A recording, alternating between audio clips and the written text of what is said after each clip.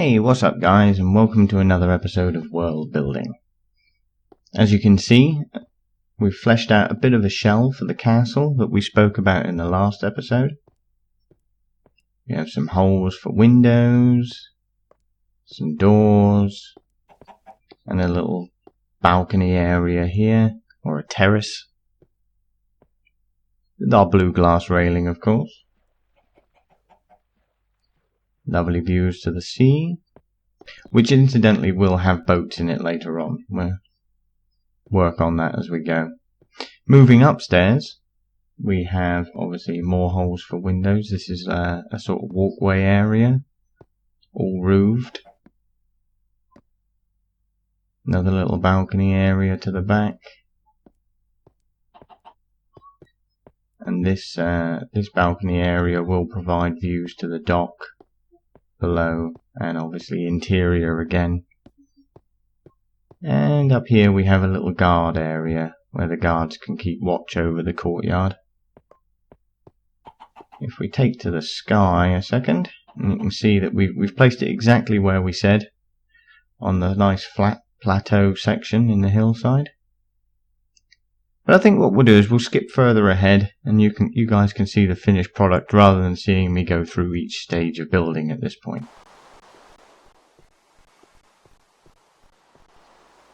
Okay, so here we are.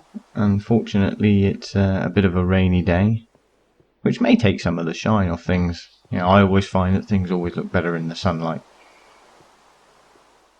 But we can't control the weather. Well, we can in this game, I suppose, but I'm not going to. A little lit area under the tunnel, and here we go. Obviously, as you can see from the last section that we showed this place, we have now glass. The roof has obviously been completed, and it feels quite open, even though it's not a massively expansive area. By having the sort of cut out sections in it, it does sort of open everything up quite nicely. So again, our views to the sea, you can see that we've got glass in every window around the edge here. The little yellow tinted glasses on the tower to tie it into the watchtower out in the main entrance there. The use of doors, just to obviously we could close those doors, but I quite like them just serving as walkways, if you like, just to edge the stone there. And you can see the tower up above. In this section down here, this is where we'll expand in the next video. We'll talk about that next time. Now, this was originally intended to be a kitchen area, but once I saw the water and the lava that was here, it just had to be a heated pool or a bathhouse. There was nothing else I could really foresee it being once I saw those two elements already built into the mountain, so we just went with it. So if we move outside, this is obviously the tower area to our right here. Forms the stairwell for the main building. Large glass window there. Moving up, obviously we can see inside the tower to the very top. And all this area is carpeted in here as well.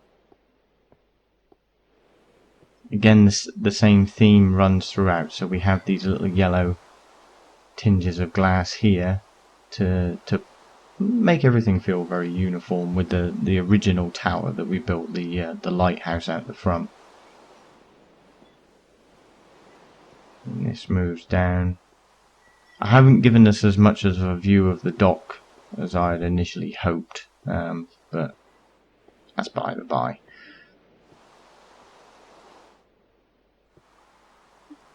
And you can see the additions we've made here. We have a further tower up the top and the king's bedroom up there. And obviously our lovely little mural on the floor down here. Don't ask me what it is, it's just the way I did it. It's no symbol for the kingdom or the realm or anything like that. I just thought it looked pretty.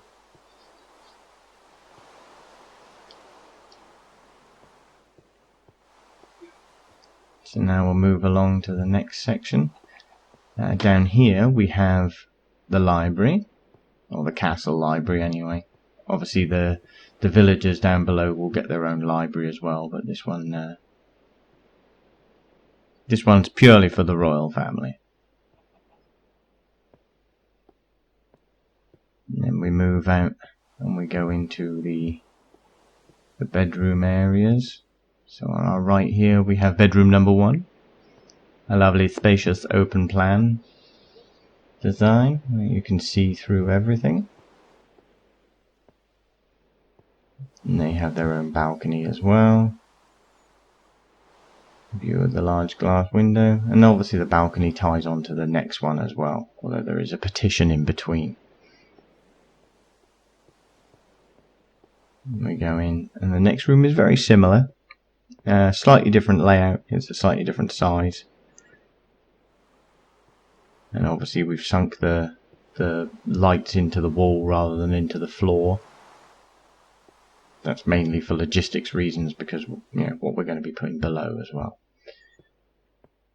And then we move up, sunken lights in the floor. We have a quick view of what will be the area the village will be situated in there. And this just opens up into another stairwell there, which we'll have a look at in a second. And the king's chambers. The pillars are not necessary, obviously. The pillars are there purely because I want them to be, really. From a building standpoint, I think they should be there just to hold the weight of the mountain above, rather than having a flat roof that's got to bear all that weight. So this is the king's private terrace garden and the tower up above, which we shall go and look at now. As I say, this castle's not finished completely yet. I'd say we're about 70% done. There's a few more little touches I want to add, as well as a few more rooms. We still need a castle dungeon or a prison. We need a weapons room. We need a kitchen still. And a throne room, obviously. So there's more to come on this section. But if we have a look, we're now at the top of the tower, and this provides the king with a view over what will be his subjects. So all this area here will provide the land for what will be the village down below. If we just come over here, we can see our original tower, and the dock area will be just down to the left there. And like I say, that's where the village is going to go, just in this section here. And we can look down onto the main courtyard down below. Oh, bit of lightning. I think what we should do now is we'll take a short break, and you guys can have a little music accompanied montage of the building process.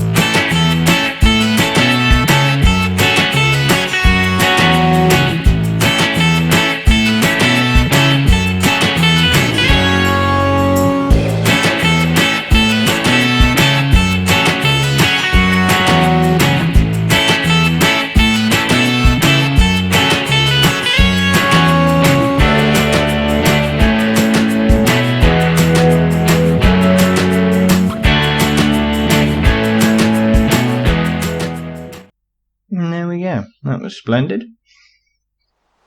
So, I think what we'll do is, if you join us again next time, we will expand this area down here, turn this into maybe the prison down below.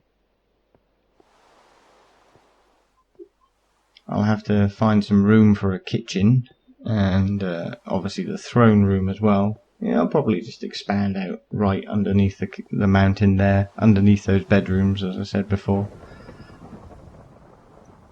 And we shall also do some work. We'll come down into the subway here.